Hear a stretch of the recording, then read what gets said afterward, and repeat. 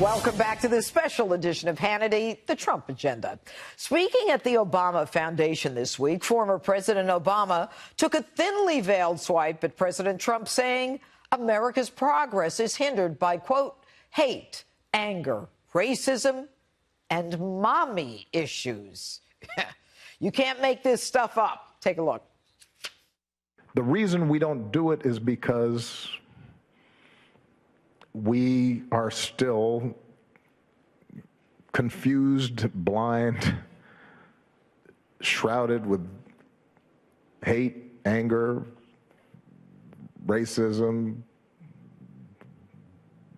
mommy issues. In a 2014 interview with former President Bush, Hannity asked him why he consistently refused to criticize his successors. Take a look at his response.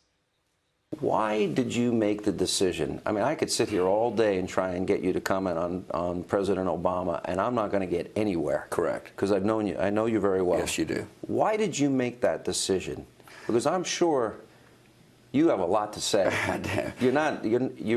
We've talked politics before we came in. You're very engaged and aware of what's going on. I'm very aware of what's going on. I don't think it's good for the country to have a former president undermine a current president. I think it's bad for the presidency, for that matter. And joining me now with reaction, Salem radio talk show host Larry Elder and former chair of the Council of Economic Advisors to President Obama, Austan Goolsbee. Good evening, gentlemen. You know, it is rather shocking that a president would come out and criticize a president the way we've seen President Obama do it. So I am going to start with you, Austan. You know, there's a book, The President's Club, which I'm sure you're familiar with, and it documents the unique relationship between presidents where, you know, the sitting president will have communications with foreign presidents because their experience is so unique, having shared the Oval Office and those incredible decisions and burdens that they carry. And so there is a relationship that they have. But President Obama, from the last week or two that he, you know, of the race, he took every day to go out and campaign against Donald Trump. He did it in the midterms. It's unheard of. Is it good for the country, as George Bush just said? Well, I think he kind of makes two things. I think for sure, look, it's Thanksgiving's tomorrow. In the spirit of Thanksgiving, let's hope that everyone tones down the kind of personal rhetoric and to refer to mommy issues. I think stuff like that is beyond bounds. Now, well, and Austan, what would people say if I referred to President Obama as having mommy issues or daddy issues? Yeah, but now wait, Judge. The thing is, you know that this is in the context of the President of the United States now saying some outrageous things about both President Obama. What is he responding to? Well, for example, President Trump calling President Obama the most ignorant president in the history of America. And when did he do that? President Obama was not born in this country. Well, no, there's a long list. But the birther is a separate issue from years ago. Outrageous things about the president. Oh, come on. Oh, so you're saying he's justified in continuing the narrative? No, he's not justified. I'm not, Judge. I'm not saying he's justified. He shouldn't do that. I respected George Bush's approach. I think that's the approach President Obama should take. Vice President Cheney was much more aggressive and negative about the Obama administration for the entire time. Well, and I respected George Bush's approach more. Okay. So I'll go to you. Let me go to you, Larry. What say you?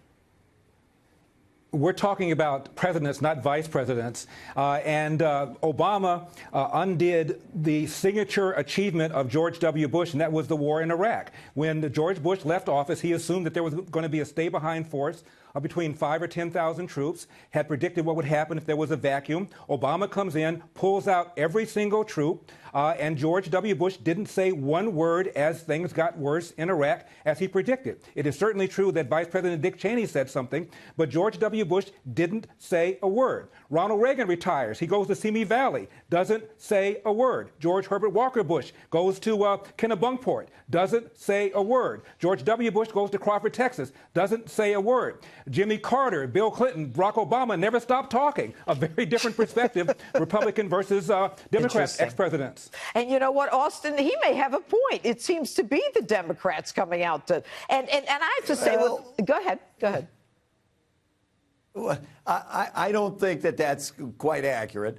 The only thing I'll say is wasn't accurate. Donald Trump is in the sense that Barack Obama did not mention President Trump by name.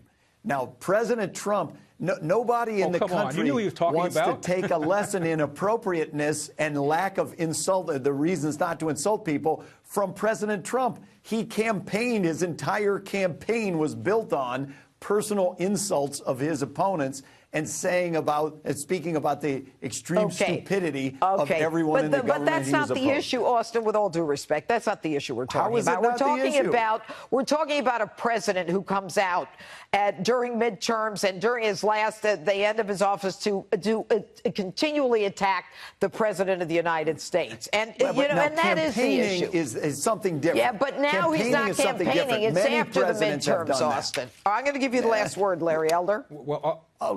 Okay, say, Austin, if it makes you any happier, Austin, when President Trump retires in January of 2025 with his 50 million Twitter followers, he will probably have a thing or two to say about his successor. Well, we'll see about that. True. But happy Thanksgiving, guys. I hope you have a great Thanksgiving. Yes, gentlemen, to both of you. You too. All right.